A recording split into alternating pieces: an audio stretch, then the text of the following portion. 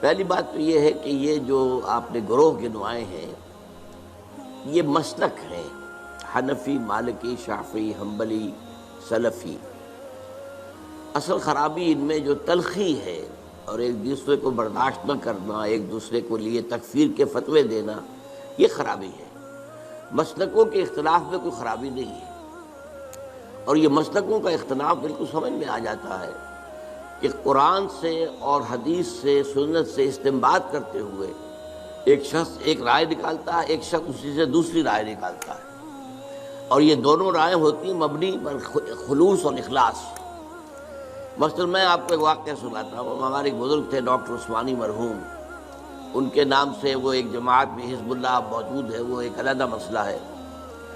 انہوں نے ایک دفعہ درس دیا اور اس میں نماز باجماعت کے التزام اور پابندی کے لیے زور دینے کے لیے انہوں نے وہ واقعہ بیان کیا کہ حضور صلی اللہ علیہ وسلم جب مرض وفات میں مبتلا تھے تو ظاہر بات ہے کہ چند نمازوں میں وہ مسجد نبوی میں نہیں آ سکے اپنی بیماری کی وجہ سے۔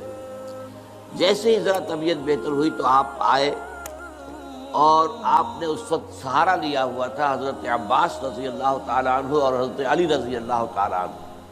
ان دونوں کے سہارے سے آپ مسجد کے اندر آئے تو حضرت ابو بکر نماز پڑھا رہے تھے، وہ پیچھے ہٹنے لگے کہ حضور آگے تو آپ نماز پڑھائیں گے، تو آپ نے اشارت سے کہا نہیں تم نماز پڑھاؤ، اور آپ بیٹھ گئے حضرت ابو بکر کے پاس۔ بہرحال باقی واقعہ میں بیان نہیں کر رہا، اس سے انہوں نے استنباط کیا کہ دیکھیے نماز باجماعت کی اہمیت یہ ہے کہ حضور اس حال میں بھی، جبکہ آپ چل بھی نہیں سکتے، بمشکل دو افراد کا سہارا لے کر آ رہے ہیں، پھر بھی آپ نماز باجماعت میں شریک ہوئے۔ میں نے ان سے بعد میں عرض کیا کہ ڈاکٹر صاحب میں اس حدیث سے ایک اور نتیجہ نکالتا ہوں، اور وہ کیا ہے کہ نماز باجماعت سے صرف مریض ہی مستثنیٰ نہیں ہے، اس کے تیماردار بھی مستثنیٰ ہیں۔ حضرت عباس اور حضرت علی جو ہے وہ گھر کے اندر موجود تھے، مسجد میں تو نہیں آئے، وہ بیمار نہیں تھے، لیکن چونکہ وہ بھی حضور کے تیماردار تھے، حضور کی دیکھ بھال کر رہے تھے، تو گویا کہ ان کے لیے بھی اس وقت نماز باجماعت میں شریک ہونا لازم نہیں تھا۔ اب دیکھیے واقعہ ایک ہی ہے، اس سے ایک نتیجہ یہ نکل رہا، ایک نتیجہ یہ نکل رہا ہے۔ اس میں خلوص کی بنا پر لوگوں نے اختلاف کیا، اور اختلاف کی وجہ سے وہ مسلک وجود میں آ گئے۔ یا ایک اور مثال میں آپ کو دیتا ہوں، حضور کی ایک حدیث ہے صلی اللہ علیہ وسلم کہ جب بھی مسجد میں جاؤ تو 2 رکعت جو ہے تحیۃ المسجد پڑھے بغیر مت بیٹھو، یہ مسجد کا حق ہے۔ آپ مسجد میں گئے ہیں 2 رکعت پڑھیے۔ ایک طرف تو یہ حدیث ہے، ایک طرف یہ حدیث ہے کہ سورج کے نکلنے کے وقت جب تک سورج پوری طرح نکل نہ چکے کوئی سجدہ نہیں ہو سکتا۔ فجر کے بعد فجر کی نماز کے بعد سے لے کر سورج کے پوری طرح طلوع ہونے تک کوئی سجدہ جائز نہیں۔ اسی طرح عصر کی نماز کے بعد سے اور سورج کے غروب ہو جانے تک پوری طرح کوئی سجدہ جائز نہیں۔ اب کیا کریں؟ اب اگر ایک شخص عصر کے بعد مسجد میں آیا ہے، اب مسجد میں مغرب کی نماز میں ابھی 10 منٹ ہے، 15 منٹ ہے، کیا کرے؟ وہ کون سی حدیث پر عمل کرے؟ پہلی حدیث پر عمل کرے یا دوسری پر کرے؟ پہلی حدیث پر عمل کرتا ہے تو گویا کہ وہ ممنوع اوقات میں سجدہ کر رہا ہے، دوسری پر عمل کرتا ہے تو جو پہلی حدیث ہے اس پر عمل رہ گیا۔ اب اس میں لوگوں نے اصول بنایا ہے کہ جہاں کسی چیز سے روکا جائے وہ زیادہ قوی ہے بنسبت اس کے جس میں حکم دیا جائے۔ تو روکا جانے والا معاملہ یہ ہے کہ نماز مت پڑھو فجر کے بعد سے سورج کے پوری طرح طلوع ہو جانے تک، اور عصر کے بعد سے سورج کے پوری طرح غروب ہو جانے تک۔ اب اس میں اختلاف ہے، تو اختلافات جو ہیں وہ قطعاً کوئی غیر فطری بات نہیں ہے۔ ایک اور واقعہ ہوا حضور کے زمانے میں، جب یہ جو غزوہ احزاب ہوا ہے، تو جب جو کفار جو تھے جو باہر سے آئے تھے اور گھیرا ڈالے پڑے ہوئے تھے چلے گئے، تو اب حضور صلی اللہ علیہ وسلم اپنے ہتھیار اتار رہے تھے۔ حضرت جبرائیل آئے، آپ ہتھیار اتار رہے ہیں، ہم نے تو ابھی تک ہتھیار نہیں اتارے، بنو قریظہ کا معاملہ کرنا ہے ابھی۔ انہوں نے جو غداری کی اور عین جو ہے جنگ کے موقع کے اوپر عہد کی خلاف ورزی کی، انہیں سزا دینی ہے۔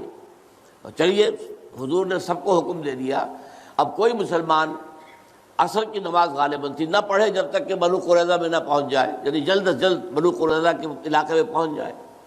اب کچھ حضرات کا معاملہ ایسا ہوا کہ وہ ابھی راستے میں تھے، انہوں نے محسوس کیا کہ نماز جو ہے عصر کا، وہ تو اب عصر جو ہے وہ ہماری قضا ہو جائے گی، اب نکل رہا ہے، اب ہم وہاں پہنچ نہیں، ابھی تک کیا کریں؟ کچھ نے کہا کہ نہیں صاحب کچھ بھی ہو، نماز قضا ہو یا نہ ہو، حضور نے کہا نماز مت پڑھو جب تک بنو قریظہ کے علاقے میں نہ پہنچ جاؤ، تو ہم تو نماز نہیں پڑھیں گے۔ کچھ لوگوں نے کہا نہیں یہ تو حضور نے اصل میں جلدی کرنے کے لیے تاکید کر کہا تھا، ورنہ مراد یہ نہیں تھی۔ انہوں نے نماز پڑھ لی۔ اب کچھ لوگوں نے نماز پڑھ لی، کچھ نے نہیں پڑھی۔ حضور کے سامنے جا کے بات رکھی گئی، حضور نے فرمایا دونوں نے صحیح کیا، یعنی دونوں نے استنباط کیا ہے اپنے اپنے اصول سے اور اپنی یعنی ایک عقلی صلاحیت کو برسر کار لاتے ہوئے، تو دونوں کا معاملہ ٹھیک ہے۔ اس اعتبار سے اختلافات سے زیادہ پریشان نہیں ہونا چاہیے۔ ان اختلافات کے اندر جو تلخی پیدا ہو گئی ہے وہ اس وجہ سے ہے کہ ہم نے ایک مذہبی پیشہ بنا لیا اپنے ہاں۔ اسلام میں کوئی مذہبی پیشہ نہیں ہے، ہر شخص نماز پڑھا سکتا ہے، ہر شخص جو ہے اپنے بچی یا بچے کا نکاح پڑھا سکتا ہے، ہر شخص اپنے والد یا والدہ کی نماز جنازہ پڑھا سکتا ہے، کسی مولوی کی ضرورت نہیں ہے۔ لیکن ہم چونکہ پڑھتے نہیں، دین ہم نے سیکھا نہیں، ہم نے دنیاوی علوم حاصل کیے ہیں، تو ہم نے ایک پیشہ بنا لیا۔ وہ پیشہ جو ہے، اور پیشے کے اندر ظاہر بات ہے کہ پھر آپ کو معلوم ہے کہ وہ تلخیاں پیدا ہو جاتی ہیں، جس کو آپ کہتے ہیں پروفیشنل جیلسیز، یہ پروفیشنل جیلسی از اے رول، تو اس وجہ سے زیادہ خرابی پیدا ہوئی ہے، ورنہ ان مسالک کے اندر کوئی خرابی نہیں ہے۔ یہ استنباط کے اختلافات ہیں اور خلوص کے ساتھ کیے گئے۔